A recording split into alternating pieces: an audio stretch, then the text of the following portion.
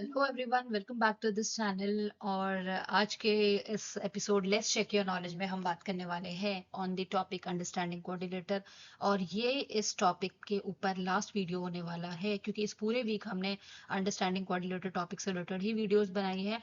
सो videos देखी हैं आपने, और अगर आपने नहीं देखी वो चारों की चारों वीडियो तो प्लीज गो एंड वॉच। तो आपको 5 क्वेश्चंस ईच वीडियो में मिलेंगे, तो आपके 20 क्वेश्चंस प्रिपेयर हो जाएंगे फॉर द कॉम्पिटेटिव एग्जाम्स और एनी अदर एग्जाम्स के लिए। ठीक है। सो नेक्स्ट वीक एक अनदर टॉपिक के साथ हम बात करेंगे। सो अंडरस्टैंडिंग कोऑर्डिनेटर से रिलेटेड अगर आपको कोई भी बेसिक कंसेप्ट समझने हैं, फॉर्मूला से रिलेटेड कोई भी क्वेरीज आपकी, तो उससे रिलेटेड मैं पूरे डीप वीडियोस ऑलरेडी अपने चैनल पे डाल चुकी हूँ। आप बिल्कुल वहां जाके चेकआउट कर सकते हैं। So let's start with the today's 5 question. Question number 1 is area of a rhombus is. Rhombus का एरिया क्या होता है? ठीक है। First is base into base. Option B is length into breadth. Option C is base into height. And option D is length into breadth into height. ठीक है. And the correct option is answer C, that is base into height. Area of rhombus का formula जो होता है वो होता है base into height. Let's move on to question number 2. If the two angles of a triangle are 20 degree and 60 degree respectively, find the measure of the third angle. अगर दो angles triangle के 20 degree और 60 degree है, तो third angle का क्या degree होगा या फिर थर्ड एंगल कितना होगा? ठीक है।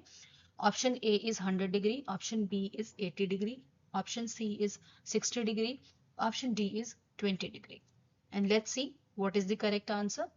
The correct answer is option number A, that is 100 degree. यानी कि एक अगर ट्राइंगल का एंगल 20 डिग्री है, दूसरा 60 डिग्री है, तो थर्ड एंगल जो होगा वो होगा आपका 100 डिग्री। क्योंकि तीनों का सम जो होता है वो 180 डिग्री होता है। 60 और 20 80 हो गया, तो कितना बचा? 100 डिग्री। तो बिना विदाउट आपको कॉपी पेन भी आप सॉल्व कर सकते हैं, वो भी विद इन 2-3 सेकंड्स में। इसके लिए आपको कंसेप्ट क्लियर होने चाहिए। Let's move on to question number 3. The sum of the three interior angle of a triangle is always। ठीक है। एक ट्राइंगल के जो तीनों एंगल का सम होता है वो क्या होता है? अभी मैंने आपको लास्ट क्वेश्चन में आपको समझाया हुआ है। सो आई होप आपके लिए बहुत इजी हो जाएगा इसका आंसर देना। Option A is 360 degree, option B is 150 degree, option C is 180 degree, option D is 90 degree. And the correct answer is option number C, that is 180 degree. जो कि मैंने आपको प्रीवियस क्वेश्चन में बताया कि तीनों एंगल का सम जो होता है वो 180 डिग्री होता है। तो आप देख लीजिए, आपको हमेशा दो एंगल मेंशन होंगे most of the time.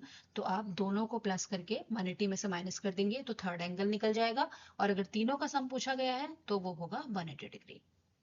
Let's move on to question number 4. The sum of the four interior angle of any quadrilateral is always। अब देखिए, इससे पहले वाले क्वेश्चन में हमने बात करी थी ट्राइंगल के बारे में, यानी कि तीनों एंगल्स का सम कितना होता है in the case of triangle. अब हम यहाँ पे क्वेश्चन में पूछ रहे हैं कि क्वाड्रिलेटर के चारों एंगल्स का सम कितना होता है, क्योंकि उसकी 4 साइड्स होती है, दैट वाइज वहां पे 4 एंगल्स होते हैं।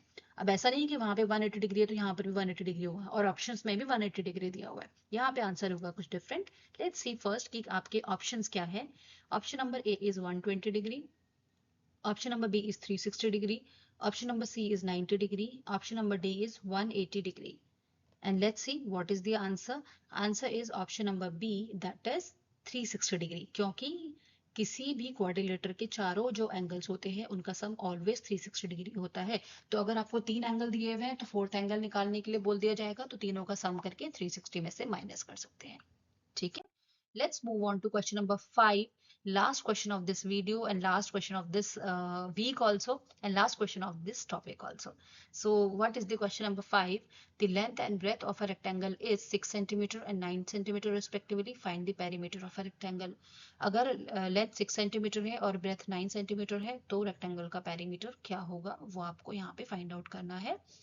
और आपके इसके लिए आपको फॉर्मूलाज पता होने चाहिए। फॉर्मूलाज के सारे वीडियो मैं ऑलरेडी अपने चैनल पे अपलोड कर चुकी हूँ। ठीक है। And the options are 30 centimetre, B 15 centimetre, C 10 centimetre and D 18 centimetre. Let's see what is the answer. Answer is option number A, 30 centimetre. ठीक है। So that's all for today. These are the 5 questions, और इसी के साथ हमारा understanding coordinator से related भी topic finish होता है। अगर आप चाहते हैं और क्वेश्चंस इससे रिलेटेड और एमसीक्यूज, तो आप मुझे बिल्कुल बता सकते हैं मेरे चैनल पे। किसी भी क्वेश्चन में कोई भी डाउट है, कोई भी क्वेरी है, या फिर किसी और टॉपिक से रिलेटेड भी, तो आप मुझे बिल्कुल मेरे कमेंट्स में बता सकते हैं। ठीक है। अगर आपको वीडियो कुछ भी अंडरस्टैंडिंग लगा, हेल्पफुल लगा, समझ में आया, तो please share with your friends and family member and like, share and subscribe to this channel. मिलते हैं नेक्स्ट वीडियो में with another topic in next week. Till then, bye bye.